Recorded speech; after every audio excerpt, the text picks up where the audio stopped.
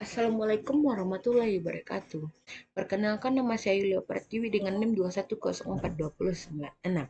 Pada pertemuan ke-6 ini saya akan membahas mengenai posisi dan analisis kekuatan politik aktor kebijakan pada mata kuliah politik kebijakan publik yang diampu oleh Ibu dosen Nora Eka Putri, SIP, MSI. Berikut adalah diagram mengenai aktor kebijakan, yaitu terbagi antara pemerintah dan non-pemerintah. Non-pemerintah dibagi atas legislatif, eksekutif, instansi administratif, dan lembaga peradilan. Sedangkan non-pemerintah dibagi atas kelompok kepentingan, partai politik, dan warga negara atau individu. Yang pertama yaitu ada legislatif. Legislatif berhubungan dengan tugas politik sentral dalam pembuatan peraturan dan pembentukan kebijakan dalam suatu sistem politik. Legislatif ditunjuk secara formal yang mempunyai fungsi memutuskan keputusan-keputusan politik secara bebas. Dalam melakukan penetapan perundangan, parlemen mempunyai peran sentral dalam mempertimbangkan, meneliti, mengoreksi, sampai menyebarluaskan kebijakan kepada masyarakat. Di negara-negara komunis, legislatifnya hanya melakukan ratifikasi atau konfirmasi atas keputusan yang telah dibuat oleh pejabat tinggi dalam partai komunis. Yang kedua yaitu eksekutif atau presiden. Presiden sebagai kepala eksekutif punya peran yang sangat penting dalam pembuatan kebijakan publik. Keterlibatan presiden dalam pembuatan kebijakan dapat dilihat dari komisi-komisi presidensial atau rapat-rapat kabinet. Dalam beberapa kasus, presiden terlibat secara personal dalam pembuatan kebijakan.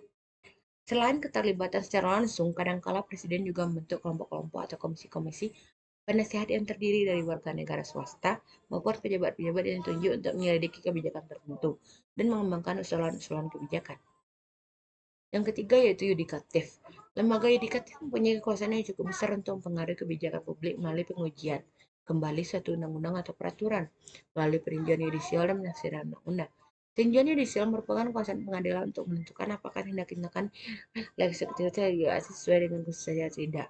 Bila keputusan-keputusan tersebut bertentangan dengan konstitusi, maka yudikatif berhak membatalkan atau menyatakan tidak sah terhadap peraturan perundangan yang sudah ditetapkan.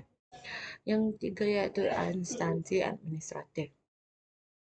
Konsep administrasi baru atau New Public Administration oleh George Frederickson pada 1980 tidak lagi membahas dikotomi publik dengan politik dalam masyarakat pasca industri seperti saat ini, di mana keberagaman atau pluralitas menjadi hal yang murah. Teknis dan kompleksitas masalah kebijakan pun bertambah luas sehingga kemungkinan adanya penyiaran kawasan yang lebih luas secara formal tersebut. Yang kelima yaitu kelompok kepentingan. Hampir di semua sistem politik Indonesia, kelompok kepentingan mempunyai fungsi menemukan kepentingan warga tertentu yang tidak hanya mengukuhkan tuntutan dan dukungan, tapi juga memberikan bagi tindakan kebijakan.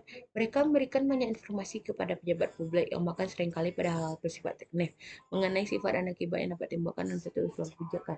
Dalam hal ini, mereka memberikan rasionalitas pembuatan kebijakan. Yang selanjutnya yaitu partai politik.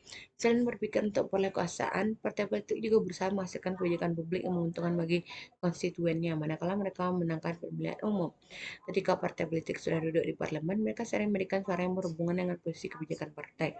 Hal ini menunjukkan posisi tawar yang cukup besar ketika mereka mengusulkan kebijakan-kebijakan. Pada masyarakat pasca modern seperti saat ini, umumnya partai politik memerankan fungsinya sebagai kumpulan kepentingan, yaitu mereka berusaha untuk membuat permintaan khusus dari kelompok kepentingan menjadi usulan kebijakan atau bahkan alternatif kebijakan.